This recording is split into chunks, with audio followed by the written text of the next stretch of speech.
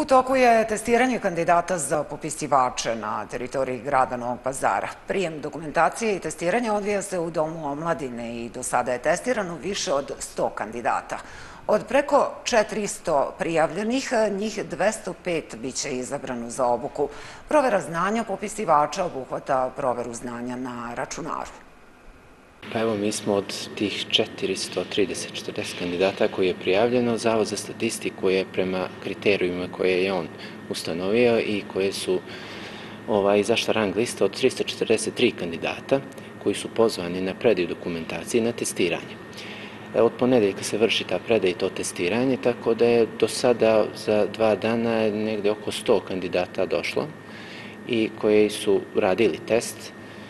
Uglavnom je uspešno odrađen test prema rezultatima koje mi imamo, tako da još 2 dana traje testiranje, danas i sutra, i očekujemo da se ispuni ona kvota od 205 kandidata koji bi trebali da budu pozvani na obuku.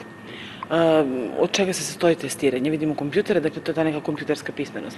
Da, to je neko osnovno poznavanje rada na računaru, test neki od 15 pitanja koja su stvarno elementarna, tako da je uglavnom kandidati koji se prijavljuju su uspešni u tome i uspešno su obavili taj test i nije uopšte problematičan.